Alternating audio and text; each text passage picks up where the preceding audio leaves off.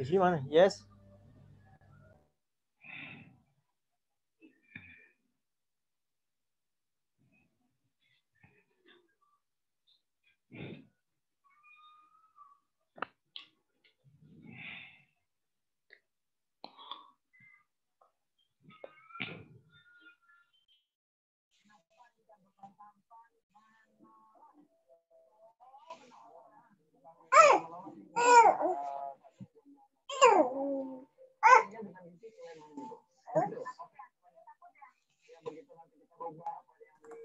Assalamualaikum warahmatullahi wabarakatuh. Waalaikumsalam. Waalaikumsalam, Mbak. Warahmatullahi wabarakatuh. Selamat pagi. Pagi, Pak. Pagi, Pak. Pagi, Pak. Ini mohon maaf saya agak telat dikit ya. Teman-teman yang lain apakah join atau enggak? Kira-kira? Enggak tahu. Kurang tahu, Pak. Kurang tahu ya? Ini masih ada yang makan-makan gitu. Enggak apa-apa, sambil makan sambil join. Kecuali makan-makan. Makan-makan enggak ngajak, ini bahaya. Sarapan. Saya izin off cam ya. Oh iya, Pak. Saya juga. Oke, kalau gitu enaknya gimana nih? Yang mau sharing siapa duluan? Dari saya atau dari kalian? Kalau dilihat dari hasilnya sih, dari hasilnya ini skornya malah lebih baik dari kalau dari tutorial yang mau saya sampaikan. Jadi ini sudah sampai 90% Little Pony ini. Ini yang private leaderboard ya. Jadi memang yang dihitung untuk hasil kompetisi itu biasanya private leaderboard. Tapi nggak berubah jauh sama public leaderboardnya. Kalian nyoba kayaknya cuma 3. Nyoba kayaknya cuma 3. Karena entries-nya nggak ada. Kerja sendiri ya Allah. Nah, berarti sekarang Em, kayaknya Little Pony deh, boleh sharing deh. Kita mulai aja dulu, nggak apa-apa. Little Pony siapa aja namanya? Ada Hanif, ya Hanif. Terus Ya, Pak. Kevin Ananda, Anisha Ulfitri sama Kiki. Nah, silakan, boleh mulai sharing sekarang. Yang ikut sudah 32, udah lumayan banyak. Nanti kalau nggak keburu ya ngikutin aja. Saya share ya, Pak. Ya, monggo. Kita juga nggak punya banyak waktu ya, karena hari Jumat. Minggu depan sudah mulai kompetisi, jadi semangat. Jadi di Bukan, sini ini yang mana ini? Oh, kamu Edita? iya, Pak. Oh, ya udah ya nggak apa-apa. Monggo. Ya, jadi di sini saya menggunakan metode ini apa BERT untuk ini yang teks ini. Ini saya nyomot notebook dari orang lain sebenarnya sih. Ya, nggak Saya apa-apa. dikit. Dijelaskan aja. Ya di sini saya diimpor dulu yang biasa-biasanya. Sama saya pakai NLTK buat pre-proses, buat ya kebersihan itu. Terus pakai sklearn buat defektor sama itu. Terus ya sebenarnya sih banyak yang gak dipakai di sini buat nanti hasil akhirnya, cuma buat EDA aja sih ini. Ya lanjut. Dibaca datanya, terus saya tampilkan isinya buat yang print sama tes.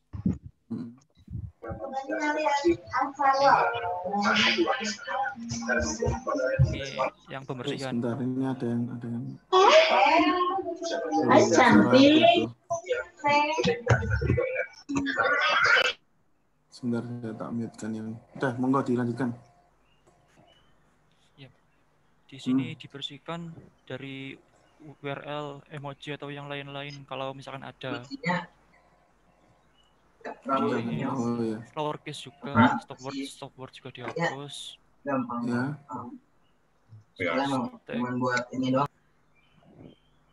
Terus di lematizer atau bisa pakai apa namanya? Branch apa itu lupa saya. Branch apa? Lematizer itu apa? Ini buat mengembalikan kata yang misalkan ada akhiran sama awalan jadi kata awalnya gitu, Pak. Dasar ya. Ya. Oke. Ngebak ke bentuk bakunya gitu ya, kalimatnya, kata-katanya gitu ya. Ya kayak berlari jadi lari gitu. Ini fungsinya buat yang tadi URL, emoji, yang HTML sama untuk preprocessingnya nih. Iya. Oh iya. Terus dijadikan token. Jadi ini token itu dipisah gini kan ya. Jadi per sukata gitu. Iya. Terus di lowercase. Terus stopwords dihapus. Stopwordsnya harus download dulu sebenarnya nih dari NLTK, soalnya defaultnya gak ada bahasa Indonesia. Oh, jadi kamu gimana caranya biar bisa bahasa Indonesia? Ini di atas tadi. Bentar. Waktu saya import yang ini NLTK stopwords ini, saya cek di Google itu gak ada buat bahasa Indonesia gitu. Ya. Terus harus saya download lagi library-nya dari website sananya dulu. Dari mananya? Dari websitenya NLTK itu, Pak. Oh. Waktu install. Terus diganti ya ini parameter stopwordnya diganti Indonesia gitu sudah. Oh gitu. Oke. Monggo dilanjutkan lagi. Ini teman-temannya yang lain kalau misalkan tidak paham, boleh langsung tanya. Jadi mencoba dipahami apa saja yang dilakukan sama kelompok Little Pony. Monggo Mas, dan juga Mas. Ya. Terus ini speech tag, tapi saya nggak tahu ini bisa buat bahasa Indonesia apa nggak bisa, soalnya ya belum saya utak-utak emang. Oh, POS tag-nya. Ya. Jadi nggak tahu ini berfungsi apa enggak emang. Kayaknya sih bisa, coba dilihat sih. Coba dilihat di post text-nya itu kan ada George ya. George and N kan maksudnya noun tuh. Iya. Berarti kan sudah termasuk. Terus VBB itu verb kan maksudnya membuktikan ya. Iya. Membuktikan atau bukti ketidakdaerahan, buktinya itu masuk verb atau predikat. Turun juga verb dari BBD. Itu ada arti-artinya, saya juga kurang hafal. Coba dicari misalkan POS atau parts of speech tag itu gunanya apa dan kenapa kok harus kok maksudnya kenapa kok di beberapa kasus itu harus diaplikasikan gitu kan. Oke, lanjut. Terus ini tadi yang kode-kode kayak NN, VBD itu di-encode lagi, cuma jadi apa inisial aja, cuma buat dan sederhana baca ya. Oh. Terus ini lematizer ya, tadi dijadikan kata apa kata asalnya. Nah, kalau nggak bisa. Ya, lematizer-nya kan tadi kamu pakai stopwatch kan Indonesia. Jadi sebenarnya kalau lematizer itu juga harus disesuaikan ke Indonesia. Iya. Saya belum ini. Jadi memang sulitnya ini sebenarnya kalau bahasa Indonesia kan dia resource-nya tuh nggak ada gitu. Maksudnya sulit nyarinya daripada yang bahasa yang Inggris. Iya.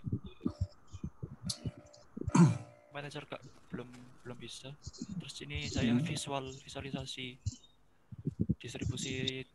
distribusi ininya kata dengan bar chart sama pie. Hampir sama yang clickbait sama yang tidak. Terus panjang karakter setiap tweet juga ya, saya nggak tahu gimana artinya. Ini apa ini maksudnya? Panjang karakter setiap itu Pak, title. Oh, setiap title. Ya, mungkin untuk nyari rata-rata buat lihat maksimum, kalau saya tahu pakai Bird itu biasanya nanti ada maksimum sentence ya, maksimum panjang kata ya. Maksimum sequence kalau nggak salah. Nah, ini mungkin untuk melihat maksimum sequence yang paling optimal tanpa harus membuat matrix yang terlalu sparse gitu. Service karakter.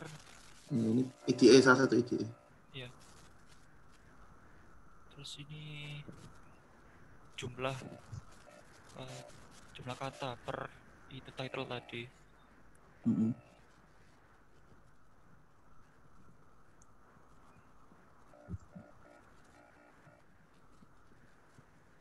Ini mungkin juga untuk membandingkan apa kira-kira kalau coba lihat yang grafik tadi. Nah, kalau misalkan clickbait sama non clickbait itu kira-kira beda nggak sih?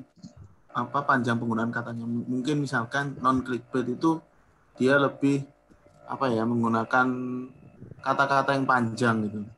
Lebih, dan biasanya kalau kata panjang ada awal dan akhiran itu melambangkan mungkin lebih baku atau lebih gimana gitu. Jadi ini sebenarnya juga ada artinya juga sih. Oke Mas, lanjutkan lagi Mas. Ya. Terus saya cari kata yang paling sering muncul. Ini ada yang tabrakan juga sih. Yang kata yang paling sering ini COVID, corona. Malah yang clickbait cuma 5. Nggak tahu maksud. Iya, itu angka itu. Jadi sebenarnya ada artinya juga loh. Jadi misalnya gini, kan ini kan kamu melihat top words ya istilahnya. Kata yang sering muncul. Kalau bisa dilihat secara apa namanya yang paling atas saja. Non clickbait itu dia memperlihatkan bahwa karena artikelnya ini diambil pada saat awal-awal pandemi ya. Dia itu memang langsung sering keluar COVID-19 sebagai headline. Jadi kalau dari karakteristik clickbait, dia itu berarti kan sudah menunjukkan bahwa headline itu melambangkan isi berita, ya kan? Tapi kalau kita lihat di yang clickbait, itu kita lihat nomor 1 itu 5. Itu kayak gini loh misalnya clickbaitnya. 5 hal ini bikin kamu sembuh, nah, kayak gitu. Jadi kelihatan sebenarnya. Kenapa kok 5 itu muncul di situ? Kok nomor 1 ya? Kebanyakan mungkin karena 5 ini bikin kamu sembuh, nomor 4 bikin kamu tercengang lah, kayak gitu-gitu loh. Itu kan karakter yang paling kelihatan dari clickbait. Jadi unigram itu maksudnya single words ya, dan most common. Kita bisa perbandingkan dari kiri dan kanan itu bahwa perbedaan clickbait dan non clickbait itu sebenarnya ketara dari penggunaan katanya atau top words ya. Meskipun memang banyak yang mirip, ya wajar kalau mirip karena kan sebenarnya artikelnya juga diambil dalam waktu yang sama ya, nggak jauh, jadi mirip itu wajar. Ini bagus nih top words-nya, penting. Kalau mau dilihat satu persatu juga oke sebenarnya. Oke Mas, lanjut Mas. Ya. Ini teman-teman kok nggak ada yang Terus ini saya cari yang aja. 2 kata. Oh iya. Kayak tadi cuma 2 kata. Ya. Ya, ini bigrams, pasangan istilahnya. Jadi di satu kalau yang tadi itu per token ya, per kata. Kalau ini tuh satu rangkaian, satu sequence, tapi 2 kata. Dan ini bisa sampai kalau saya tahu bisa sampai rangkaian 3 kata. Jadi dia tahu konteksnya.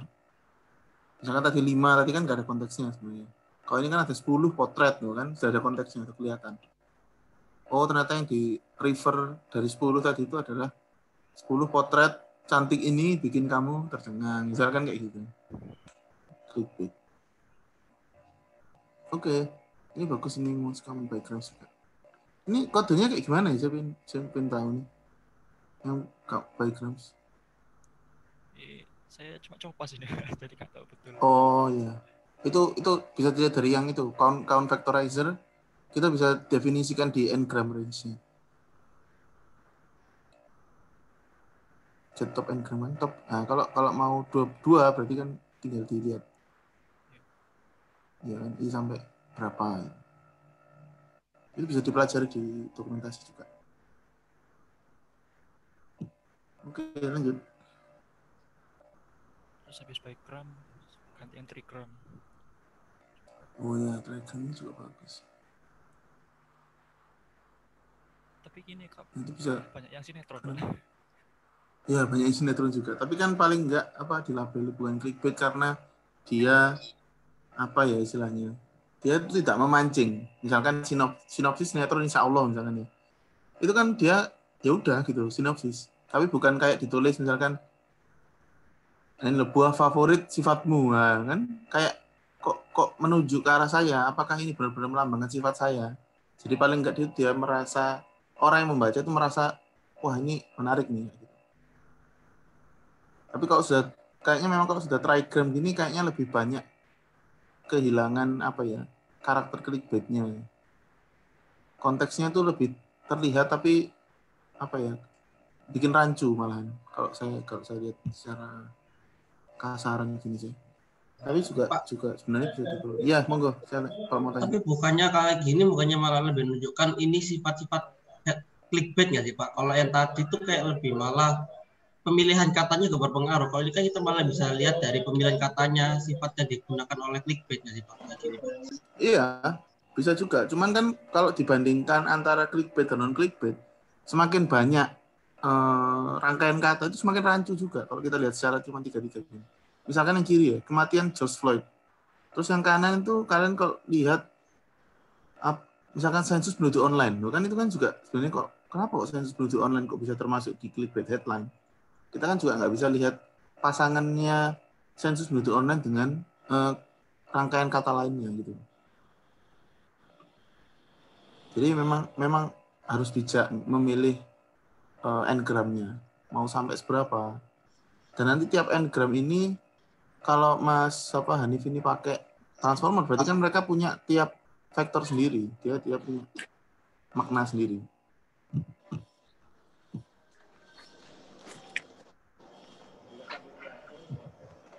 Tapi ya boleh-boleh saja sih kalau pakai.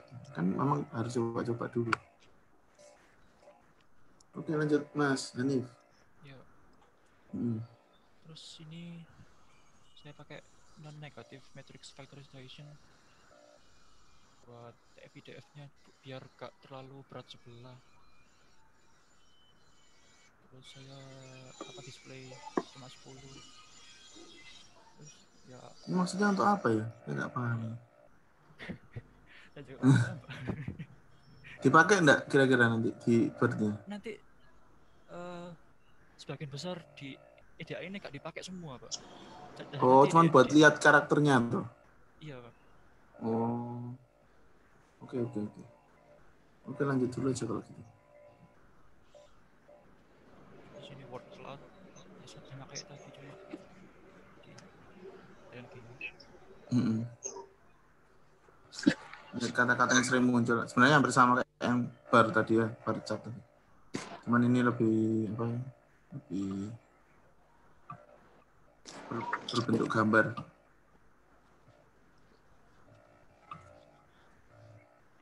Terus ini diidentifikasi setiap kata itu masuk kategori apa gitu. Yang paling banyak. Entitas atau bukan ya? Kira-kira bahas apa ya? NER itu salah satu tas yang paling common sih di NLP.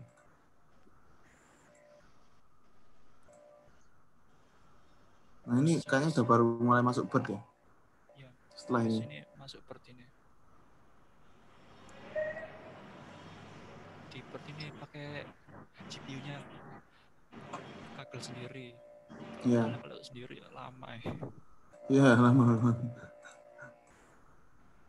Terus ini load datanya, set target yang label itu. Terus ini tokenizer-nya pakai punya bird sendiri. Jadi yang tadi nggak berguna, Pak. Oh iya, tadi memang cuma untuk menunjukkan itunya. Itunya doang. Ini sudah pakai yang Indobird ya, langsung ya? Iya, saya baru pakai ini. Iya, baru keluar. Yang buat mahasiswa Melbourne. Mahasiswa Indonesia di Melbourne. Jadi ini langsung di tokenizer pakai bird. Ya kalau mau lihat konsepnya bird sebenarnya jelimet ya mau baca. Tapi boleh kok mau baca.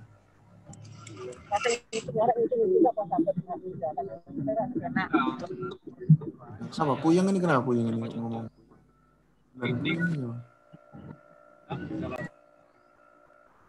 Monggo dilanjutkan Mas Anif. Oh. Ya ini saya print beberapa contoh yang tokenizer tadi, ya hampir sama cara kerjanya, dipisah kata itu. Terus ini saya cari max sentence length itu buat parameter bird, dapatnya 41. Terus ya divisualisasikan panjang itunya katanya. Terus ini di-encode ya. Iya. Ya, ini di-encode buat masuk ke bird-nya. Tokenize-nya tadi. Terus ini pemisah data jadi train validation 80% 20%. Terus parameter buat load data ke bird.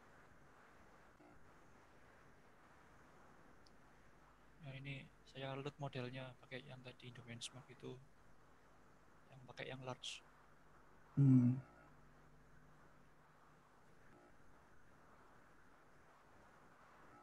Terus ini di print jumlah parameternya modelnya tadi ada 393 parameter,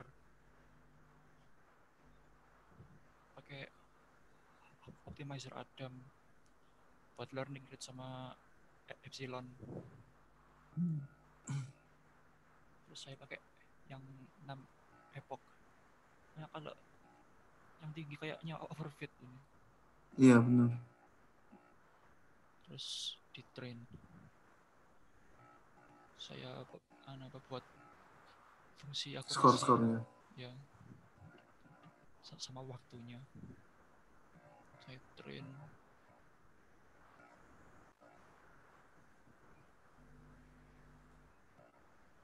terus ini dapat sekitar 80% F1. Iya.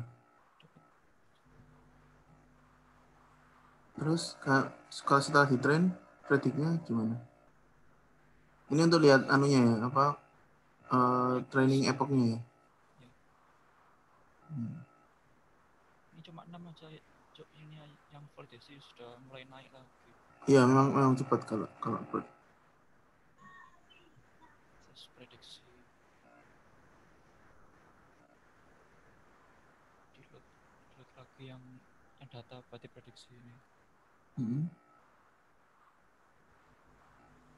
Oh, langsung. Sudah gitu.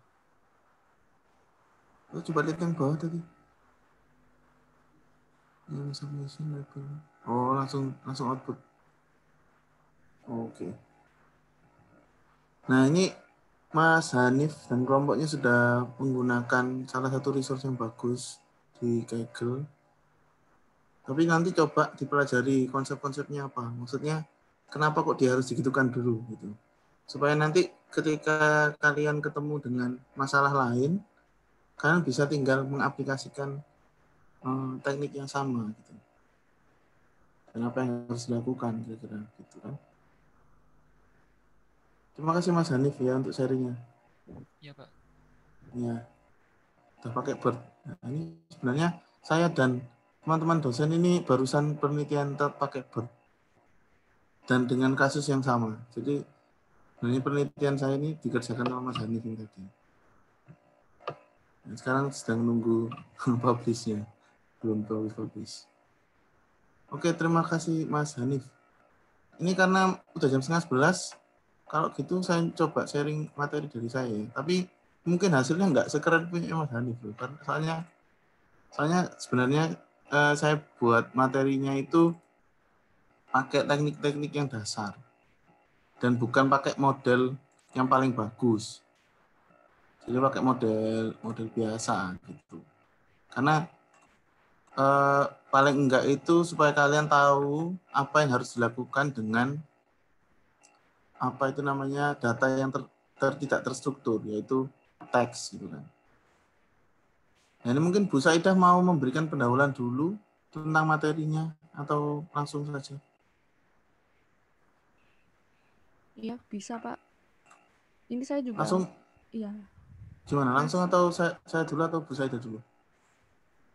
Biar jelas mungkin kasih materi dikit dulu aja ya Pak. Oh iya, boleh. Iya. Silakan. Ya, sebenarnya ini saya bikinnya juga sederhana banget, nggak kayak yang dipresentasikan sama Hanif tadi. Kalau Hanif tadi kan sudah ada transformer dan lain-lainnya itu. Nah, ini saya bikinnya itu yang minimal teman-teman ngerti lah alurnya untuk pemrosesan teks itu seperti apa.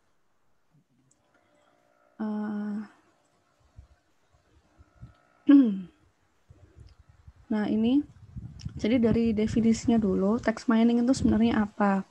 Nah, text mining ini adalah suatu proses untuk mendapatkan wawasan atau menjawab pertanyaan dari riset tertentu dari sekumpulan dokumen berisi teks. Jadi kalau biasanya data yang digunakan itu biasanya numerik, nah data yang sekarang kita gunakan ini asalnya dari teks. Nah, gimana cara kerjanya text mining? Nah, ini saya ambil dari materinya DataCamp. Jadi untuk pertama itu memang kita harus definisikan dulu masalahnya apa. Kalau memang tujuannya untuk klasifikasi, berarti problem definition-nya untuk mengklasifikasikan.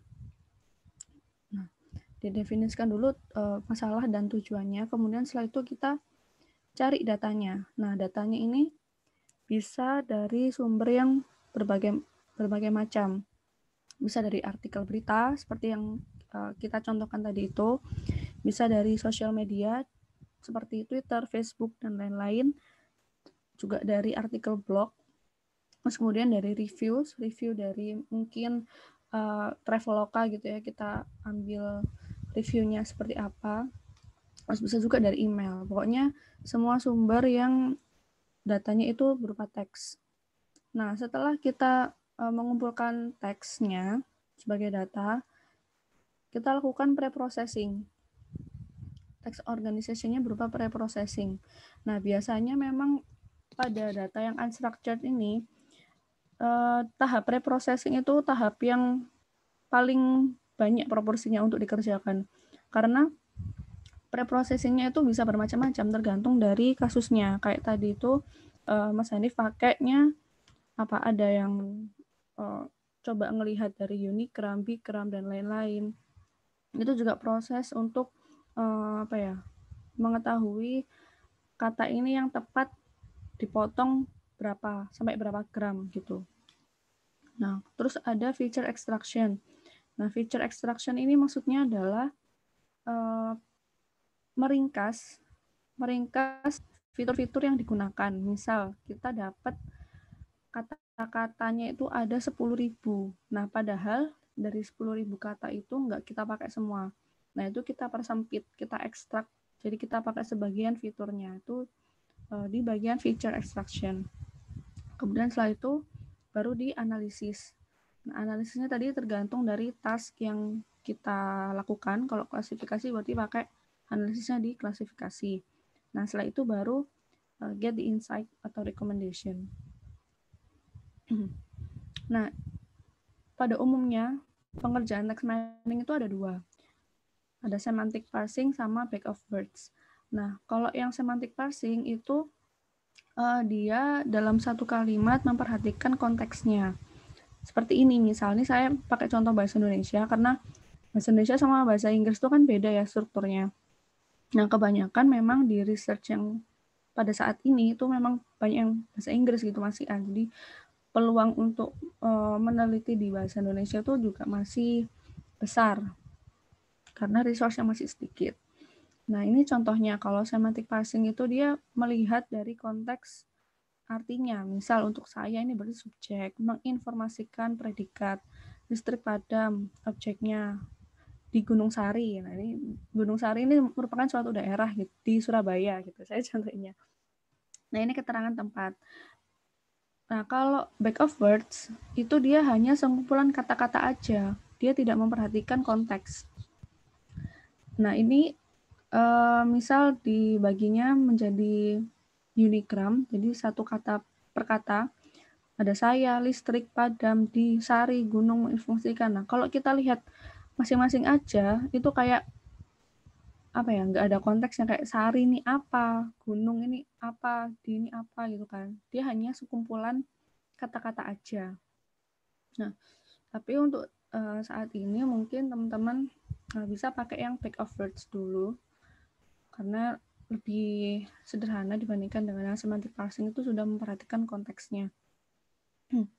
Nah, biasanya kalau semantic parsing itu digunakan untuk question answering, kayak misal kalian search ya di Google, ibu kota Jawa Timur. Nah, itu kan kalau sekarang di Google itu udah langsung keluar Surabaya gitu, karena dia menggunakan itu. Dia sudah baca dari beberapa artikel, terus dikasih langsung jawabannya. Kita nggak perlu baca artikel lain. Nah, Google udah menerapkan metode question answering itu tadi. Nah, kemudian setelah kita dapatkan datanya, kemudian di pre-processing. Nah, sebenarnya ada banyak untuk tahap-tahap pre-processing, tergantung dari yang diinginkan oleh peneliti dan teksnya sendiri. Nah, kalau saya ini punya saya dulu waktu tesis. Dulu itu teksnya tentang keluhan masyarakat di Surabaya. Saya ambil dari situs Media Center Surabaya. Nah, untuk tahap-tahap pre-processing yang saya lakukan itu ada ini. Jadi ini kalimat awalnya. Kalimat awalnya seperti ini. Nah, di web Media Center Surabaya itu dia tempatnya apa ya, kayak jadi poolnya gitu dari keluhan yang dikirim dari Twitter, Facebook, Instagramnya Sapa Warga itu dikumpulkan di websitenya. Nah, jadi di sini ada yang pakai mention @sapawarga_SBY. Saya ingin menginfokan kondisi air PDAM daerah Simo Pemahan Baru Barat ini sudah 6 bulan keruh dan bau. Nah, ini ada apa ini? Garing N. Nah, ini tuh apa itu Pak Ruza? Istilahnya saya lupa. Kalau di enter itu loh. Ini tuh enternya. Oh, new line. Apa itu? Tag-nya untuk apa ya maksudnya itu? Unicode. Ya itulah, pokoknya ini tuh sama yang ngirim teks itu dia di enter. Dibuat minum dan mencuci sangat susah. Enter lagi, terima kasih, kayak gitu. Nah, ini menurut saya itu mengganggu, itu noise. Akhirnya saya remove, saya hilangkan. Jadinya seperti ini. Sudah nggak ada new lines-nya. Terus, menurut saya nggak perlu informasi tentang angka. Akhirnya angka itu saya hapus. Nah, terus kemudian @sapawarga ini juga menurut saya nggak penting untuk pengklasifikasiannya. Akhirnya ini juga saya remove lagi.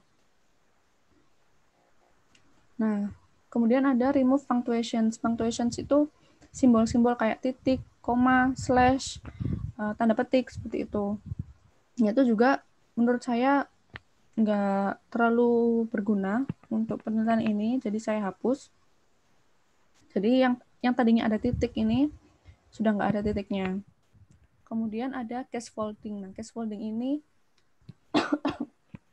menyamakan karakter-karakternya. Kalau dalam ini saya jadikan lowercase semua. Yang tadinya PDAM ini kapital, saya jadikan lowercase. Nah, terus ada tokenizing. Nah, tokenizing ini saya buat unigram dulu. Saya ingin menginfokan, jadi dari yang satu kalimat ini dipecah-pecah menjadi kata per kata. Kemudian setelah di tokenizing, kita nge-remove kata-kata yang tidak penting atau kata-kata yang frekuensinya itu besar, tapi itu nggak bermanfaat. Biasanya itu hanya kayak kata penghubung, terus kata-kata yang nggak punya makna lebih untuk mengartikan suatu kalimat itu. Nah, di sini yang saya jadikan stop words itu kayak saya ini banyak banget. Nah, tapi kan nggak ada informasi gitu. Saya ini apa gitu. Akhirnya saya hapus. Dia saya definisikan sebagai stop words. Nah, untuk stop words sendiri itu beberapa ada yang sudah ada listnya. Di list stop words untuk bahasa Indonesia itu apa aja. Ada yang juga dari library-nya itu sudah disediakan sama dia stop words-nya apa. Nah, kalian juga bisa memasukkan kata yang menurut kalian ini nggak penting atau bahkan bisa menghapus list stop words-nya itu. Misal saya ini masuk dalam list stop words. Nah, tapi menurut saya ini seharusnya bukan stop words. Akhirnya saya hapus dari daftar stop words itu tadi. Itu juga bisa. Jadi tergantung dari case-nya sendiri. Yaitu untuk tahap preprocessing-nya. Nah, kemudian setelah ini ya, hasil akhirnya kan berarti berupa token. Berupa token-token yang sudah dihapus stop word-nya. Istilahnya berarti kalian udah dapat data token yang bersih. Nah, setelah itu baru dijadikan matriks. Namanya term document matrix. Nah, ini merupakan suatu matriks yang berisi frekuensi tiap term pada tiap dokumen. Nah, jadi ini ada term 1, term 2, term 3, sampai term M. Terus yang sebelah kanan ini dokumen 1, dokumen 2, dan seterusnya sampai dokumen N. Nah, transpose dari TDM, ini adalah DTM, Document Term Matrix. Jadi yang sebelah kiri, untuk row-nya itu dokumen, kolomnya itu term. Nah, gimana contohnya? Kayak tadi, misal, saya ingin menginfokan kondisi air. Nah, berarti term satunya tadi apa?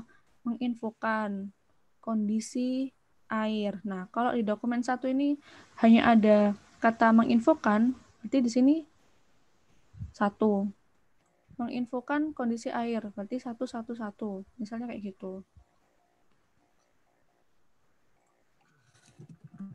Nah, akhirnya untuk di modeling classification-nya itu seperti ini contohnya. Jadi untuk text mining ini setiap term itu adalah fiturnya. Jadi yang ke bawah itu adalah dokumennya, dokumen 1 sampai 100 misalkan. Kemudian termnya itu ada term 1 sampai 5.000 gitu misal. Nah, term-term ini itu adalah variabelnya atau fiturnya. Nah, kemudian yang kelas ini adalah targetnya. Kalau tadi clickbait sama non-clickbait, berarti misal yang 1 ini clickbait, yang 0 ini non-clickbait gitu. Nah, ini secara umum seperti itu. Kalau misalnya yang dulu latihan yang kanker payudara itu angka 1 sampai ke bawahnya ini adalah pasien, data pasiennya, maka yang ke samping fiturnya itu adalah variabel-variabel seperti yang apa ya kemarin itu. Ya itulah fitur-fiturnya yang kemarin digunakan itu. Nah, kalau ini ya nukleus ya nukleus gitu. Nah, kalau ini adalah termnya. Entah kalian pakai Unigram atau Bigram. Nah, ini fitur-fiturnya kayak gini. Ya, kurang lebih seperti itu sih Pak Ruza untuk secara umum proses dari text mining-nya. Terima kasih Bu Saidah. Ya. Yang tanya tadi, stopwatch itu buat apa, Bu? Stopwatch itu kan kata-kata yang tadi katanya Bu Saidah dianggap noise dan tidak merepresentasikan teksnya. Jadi kemungkinan bisa mengganggu modernya. Istilahnya gitu. Iya. Kayak apa ya? Misal kalian ngambil data tentang kopi di Twitter. Kalian pakai search keywordnya kopi gitu ya. Nanti kan pasti yang muncul tuh kopi gitu. Nah, kopi ini karena dia pasti muncul kan di dokumen berarti. Itu dia juga bisa termasuk stop word. Karena kalian menganalisis kopi tapi word kopinya sendiri ini pasti tertinggi. Tapi nggak punya makna di analisisnya gitu. Itu juga bisa jadi stop word. Berarti stop word setiap teks pasti beda ya, ini katanya Mas Faras. Stop word tiap teks bisa jadi beda. Ada common-nya sih sebenarnya. Iya, tergantung kayak apa ya, dan kata dan itu kan nggak punya makna. Kalau saya lihat di clickbait itu biasanya kata ini itu sebenarnya kan bisa dianggap stop words. Tapi kalau di clickbait karena itu satu fitur ini, jadi kita tidak bisa menghilangkan ini. Iya betul. Iya. Jadi tergantung memang. Kalau case-nya beda lagi stop word-nya bisa jadi gitu. Iya. Coba bisa dicek di daftar stop words itu biasanya lihat aja yang biasanya dianggap stop words itu apa. Itu biasanya memang kata-kata penghubung, kata-kata kayak di itu hampir pasti stop words ya Bu ya. Iya. Di, nah itu karena itu hanya untuk menunjukkan tempat atau menunjukkan awalan, akhiran atau sesuatu yang akan dilakukan ya kan. Tapi di itu dianggap tidak merepresentasikan teks, jadi dianggap stop words gitu. Nah, gunanya kita ngehapus stop word itu juga kita mengurangi fitur yang digunakan. Misal tadinya kalau kita nggak pakai stop word ya, kita pakai semua katanya dari semua dokumen itu bisa jadi 10.000 kata. Nah, data yang variabelnya terlalu besar kan juga nggak bagus, nggak baik. Akhirnya untuk mengurangi fitur-fitur itu, kita hapus tuh kata-kata yang common tapi sebenarnya nggak punya makna, buat apa ditampilkan. Akhirnya kita hapus. Gitu. Oke, makasih Bu Saidah. Ini langsung aja saya coba sharing materi dari kami untuk kira-kira secara applied itu gimana sih kita mengklasifikasi teks gitu kan. Kalau kalian mau langsung pakai Bird kayak tadi Mas Hani tadi boleh. sebenarnya nggak ada yang melarang. Ini cuman supaya apa ya? Supaya kalian ngerti ya konteksnya istilahnya. Paham konteks. Jadi seperti biasa ya, saya di sini menggunakan library yang ada. Di sini saya pakai Google Colabs. Kalau nggak ada yang belum tahu Google Colabs, jadi karena teks itu biasanya pakai model-model yang sangat berat, jadi saya memutuskan untuk pakai Google Colabs. Intinya pakainya sama kayak Kaggle Notebook, sama kayak Jupyter Notebook, tapi di sini kita harus connect ke Google dulu dan harus menginstal aplikasi yang dia nggak punya. Nah, di sini saya menginstal PySastrawi. PySastrawi ini sebenarnya library yang cukup lama sebenarnya. Dia itu isinya adalah stopword untuk bahasa Indonesia dan untuk stemming atau lemmatizing tadi dari yang khusus bahasa Indonesia. Jadi saya pakai punyanya mereka di sini. Kalau tadi Mas Hanif tadi pakai punyanya NLTK juga boleh, nggak apa-apa. Karena masih banyak alternatif. Terus ininya standar, ada NumPy, Panda, terus Test Spirit dan kawan-kawan ini untuk testingnya ya. Setelah import semua oke, kita load datanya. Datanya ini saya taruh di GitHub. Jadi kalau pakai Google Colabs boleh di-upload, boleh di GitHub, tapi saya suka pakai GitHub karena always available. Kita load di sini, kita lihat head-nya, kayak punya Mas Hani tadi. Benar nggak isinya, gitu kan, datanya. Benar nggak kayak gini, ini apa namanya, clickbait atau enggak, kita verifikasi secara bacaan dulu. Terus tes datanya atau yang kita prediksi, juga saya load di sini. Nah, ini saya juga langsung pakai dari clickbait atau dari GitHub saya. Terus kita harus memahami dulu kira-kira jumlah clickbait sama jumlah non clickbait itu berapa. Persis kan kayak Mas Hani tadi. Gampang, cuman kita cari di mana dari daftar train data tadi yang labelnya sama dengan 1 kita masukkan ke clickbait ya. Yang non clickbait dari data tadi yang labelnya 0 kita masukkan ke non clickbait. Terus kita gabung lagi. Terus kita plot. Ini kita bisa lihat perbandingannya bar chartnya. Nah, di chat itu sudah di-share sama Bu Saida untuk slide yang tadi. Supaya kalian minimal paham cara menyelesaikan sebuah task atau klasifikasi teks ya. Unstructured data. Nah, ini setelah kita meload, kita lihat kelasnya lebih banyak ternyata memang yang non clickbait ya kan. Tapi karena perbedaannya masih segini, jadi saya kira nggak perlu dibalance. Iya Mas Ihsan, present kenapa Mas Ihsan? Mau gue tanya? Enggak Pak, kepencet Pak, maaf Pak. Oh, alah kepencet lah, nggak kira. Yaudah, ini pre-processing seperti tadi Mas Ihsan sama Mas Hanif tadi ya. Saya jadikan satu dev supaya apa nanti supaya gampang terakhirnya. Di sini saya ambil parameter teks, saya buat list kosong, terus factory ini, 2 factory ini tuh dari kelasnya PySastrawi. Jadi saya buat stemmernya, saya buat stopword removernya, terus setiap line dalam teks yang saya masukkan, maksudnya tadi kan kalau saya import itu dia keluar tiap baris ya. Nah, tiap baris itu dibaca tiap line atau tiap headline misalnya. Jadi saya stem pakai stemmer factory, terus saya remove stopwordnya, terus saya remove angkanya, remove digit sini, remove angka, terus saya gabungkan jadi satu. Jadi kalau ini subfungsinya saya jalankan, anggap aja bersih ya, stem text train data .text kan. Train data itu data yang tadi, .text itu maksudnya kolomnya teks. Nah, di sini kita bisa lihat yang 0 sampai 2750 ini kan masih kosongan, masih yang asli kan. Kalau kita bandingkan dengan yang sudah di stem dan sudah di stopword remove, itu kita lihat penembakan berubah langsung jadi tembak. Ya. Green Lake City, D-nya hilang karena stopword ya.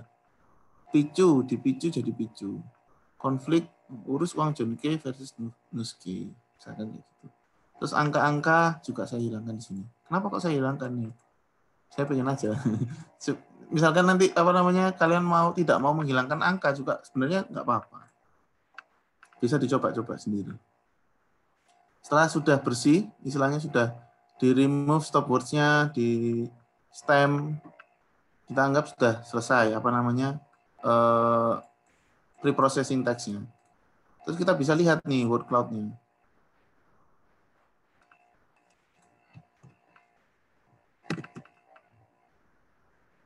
Nah, kita lihat di sini nanti word cloud-nya. Kalau word cloud-nya ini saya nggak bersihin angka, pasti yang keluar di sini nanti 5 gitu kan. Nah, ini coba saya yang bersih ini maksudnya adalah teks yang non clickbait, saya bersihkan dan saya masukkan word cloud. Fungsinya ini tiap kata dalam teks, ya kan? Terus dijadikan string, terus di split. Split maksudnya apa? Supaya line-nya tadi bentuknya jadi angka, jadi tiap kata. Dimasukkan di lowercase, terus digabung, dihitung. Ya. Nah, ini sudah jadi kayak gini. Misalkan tadi ternyata non clickbait paling besar COVID-19-nya udah saya hilangin karena sudah saya stem kan. Itu saya remove stop words-nya sama angka. Terus kita bisa lihat di sini yang paling banyak apa. Ini untuk penanda kira-kira non clickbait itu karakternya apa sih gitu kan. Nah, kalau misalkan ini saya ubah, bisa juga. Misalkan saya mau yang clickbait.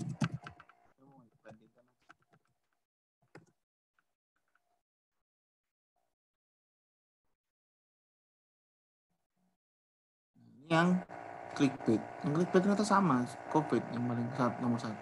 Tapi di sini kita bisa lihat kayak bikin, terus tips, terus cantik, apalagi hoax, ya. Dan ini kita bisa sedikit menerka bahwa kalau clickbait itu kira-kira memang nomor 1 mungkin. Zodiak itu bikin kita misalkan zodiak apa? Ini adalah karakter asli itu begini misalkan kayak gitu. Kan clickbait maksudnya. Terus ini ada kata kecil ini viral. Berarti viral itu bikin salah satu penanda clickbait yang bikin kita tertarik. Dan ini memang unik untuk tiap teks yang kita mau klasifikasikan karena tiap teks juga punya karakternya masing-masing. Jadi IDE ini penting juga kita untuk membedakan dulu. Kalau misalnya kita sudah berhasil membedakan fitur tiap kelas, ya baru kita bisa masukkan ke model ini. Ya. Nah, kalau Bu Saidah tadi menunjukkan back of words, di sini saya coba pakai TF-IDF ini. TF-IDF itu apa itu namanya? Term frekuensi, inverse document frekuensi. Maksudnya apa?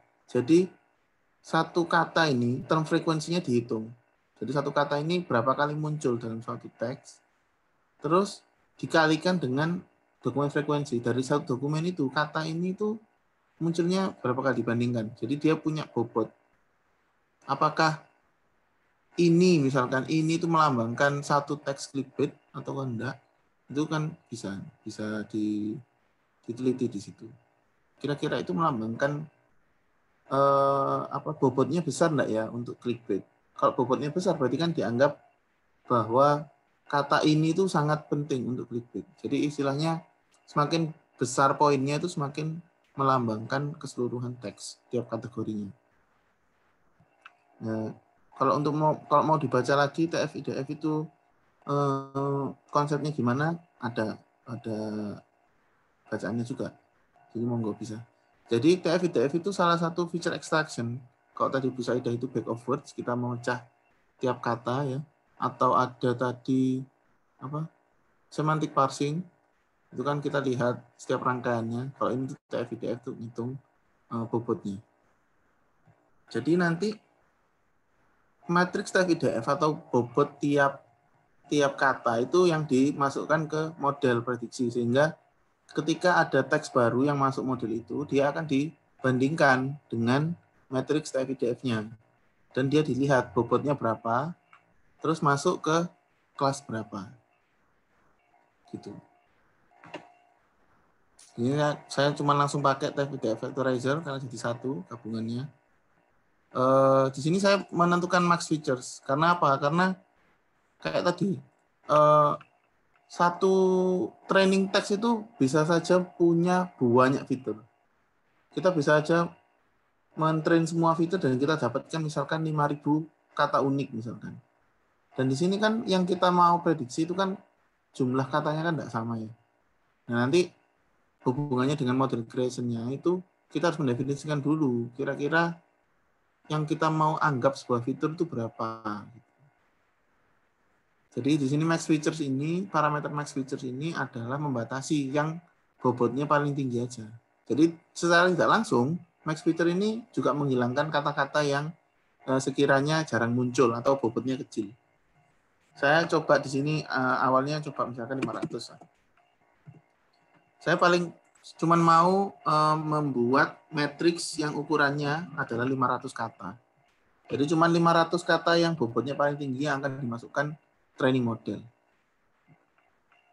Nah, ini diikutin aja, ini saya sesuai dokumentasinya TF-IDF matrix. Masukkan teks, diubah di sini, keluar teks. Jadi kalau mau masukkan buat variabel baru, ya udah tinggal panggil fungsinya yang saya buat ini, teksnya saya masukkan. Karena yang bersihin tadi total ya, total sudah di remove stop word, sudah di apa itu istilahnya, sudah di stemming. Jadi saya masukkan ke TF-IDF extract sehingga isinya TF-IDF ini kalau saya print adalah matriksnya. Nah, matriksnya kelihatan sangat sparse ya, banyak nolnya.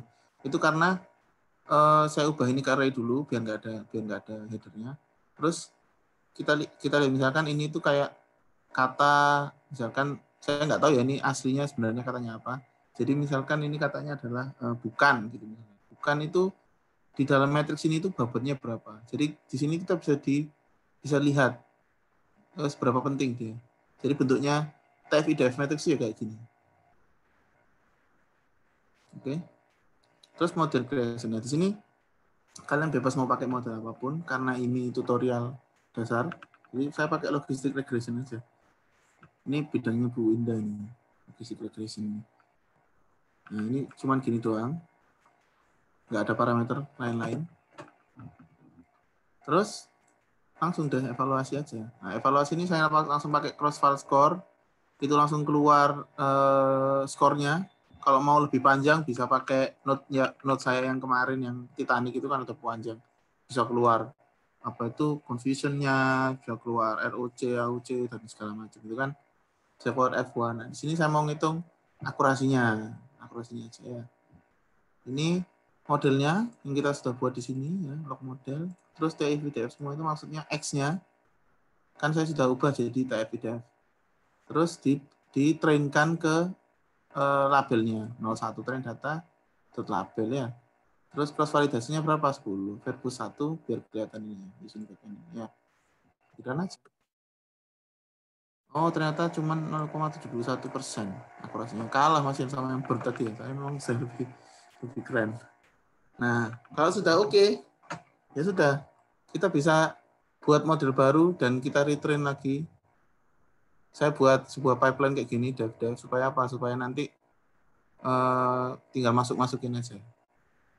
Jadi misalkan ini sudah jadi ya. Jadi di sini kalau kalian baca itu X-nya akan berubah jadi model yang sudah fit, teksnya apa? Berubah jadi model yang fit. Jadi fit model dalam kurung apa itu teks sama teksnya. Ini nanti kalau kalian mau tambahin parameter lagi juga boleh. Misalkan modelnya ini mau diganti ke model lain, misalnya pakai decision tree atau pakai random forest dan kawan-kawannya itu ya. Nah, prediksi juga gitu. Kita tinggal panggil model yang tadi yang sudah di fit, ya kan? Pakainya gimana, Pak? Ya sudah tinggal gini. Fit final misalkan. Ini modelnya. Terus fit model kan kita sudah ada metodenya untuk buat model dan returnnya model nih. Sudah langsung jadi model. Jika kita langsung masukkan train data text, kita trainkan ke labelnya. Langsung kalau sudah jadi, prediksinya adalah prediksi model. Modelnya namanya apa? Ini final. Yang mau diprediksi apa? Teks. Kalau masih bingung, ya nanti belajar sendiri dasar. Jadi kita tinggal belajar sini. Salah. Nah, ini salahnya ternyata kenapa? Kita lihat di sini. Ternyata waktu prediction ini dia isinya cuman 293 fitur. Jadi kata yang kita mau prediksi itu nggak sebanyak train kita. Apa yang harus kita lakukan ya? Mau nggak mau karena modelnya ini lognya logistic regressionnya ini cuman mau fitur yang sama persis, ya sudah kita batasin aja 293 ya. Kalau gitu kita balik ke atas. Max feature-nya kita ganti 293 misalkan. Base maksimal semuanya diprediksi lah, nggak baca kayak gitu. Yang kalian lihat ini sudah berubah. Karena max feature-nya sekarang 293. Tadi 30-an ya, sekarang sudah bobotnya 0,6 ya. Oke, kita sudah run logistik regressionnya lagi dari logistik apa? TF-IDF-nya dari awal lagi, kita punya TF-IDF semua yang baru. Kita fit lagi di sini. Karena TF-IDF ekstraknya sudah baru. Nah, kalau sudah nggak error, berarti kita sudah punya kan prediction ini isinya apa. Kalau mau di print juga boleh, misalkan saya lihatkan di sini.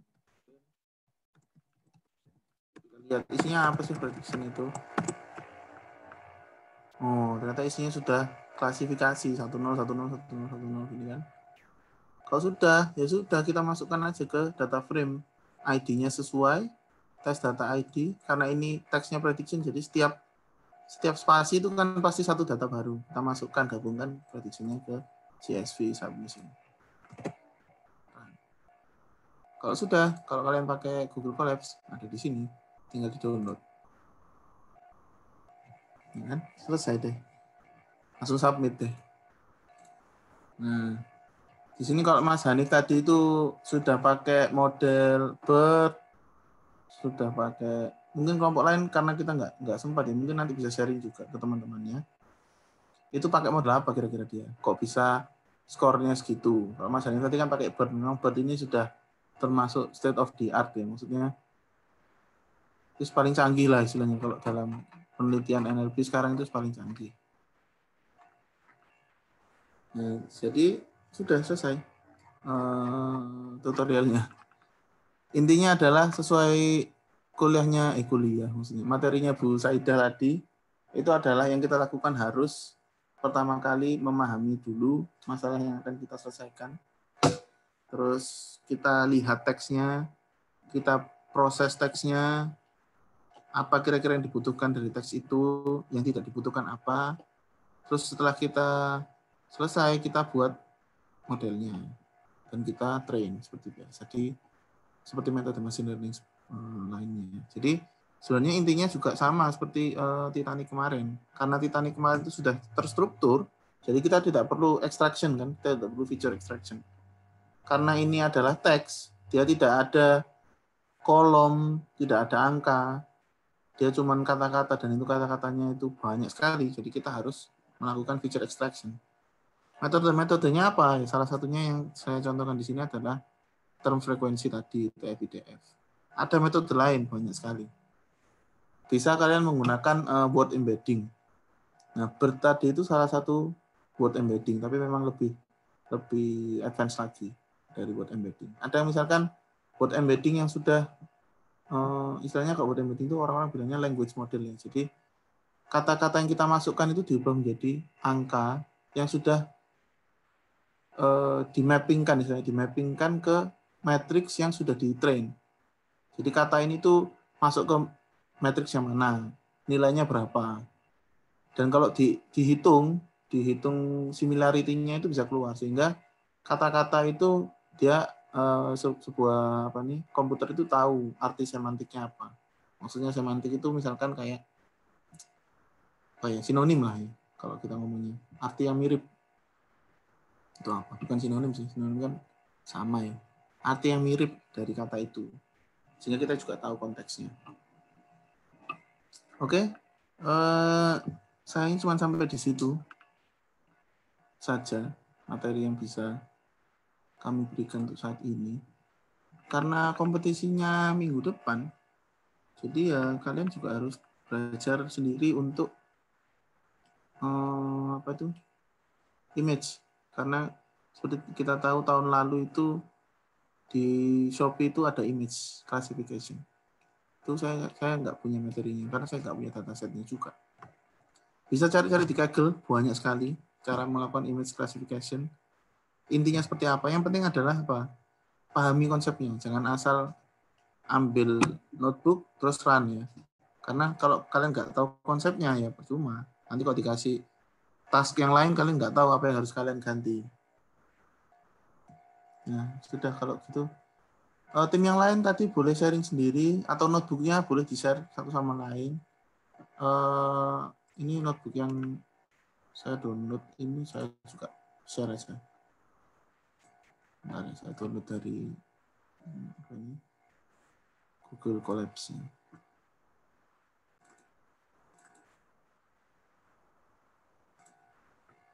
Saya coba share di room Zoom, di chat room.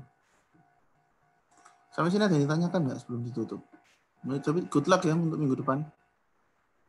Ya, Pak. Itunya. Jangan redek, maksudnya kalau sudah dapat soalnya ya paling enggak itu sudah punya bekal lah ya dikit. Intinya kalau mau nambah bekal ya nyari sendiri bekalnya. Banyak kok di internet. Ini saya upload ini. Notebook yang saya barusan share. Kalau yang saya barusan share ini saya buat sesimpel mungkin, maksudnya supaya kelihatan langkah-langkahnya yang mau dilakukan ketika kita mendapat sebuah teks. Nah, nanti feature extraction-nya bisa diganti-ganti sendiri.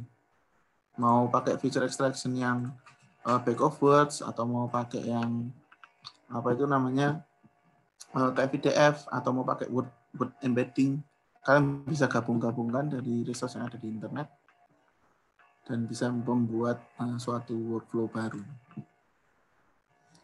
Oke, untuk ibu-ibu yang lain apakah ada tambahan sebelum ditutup? Udah dipanggil Jumatan ini. Atau ada yang mau ditanyakan sampai 11.15 lah. Monggo, enggak apa-apa. Mungkin ada yang bingung. Atau bingung semua.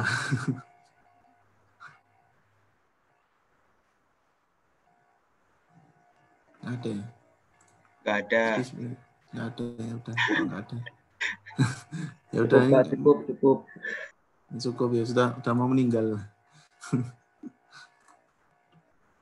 Ya udah, Bu Saidah cukup, Bu Indah cukup, Bu Ratih mungkin cukup ya, Bu. Kalau gitu, good luck untuk minggu depan.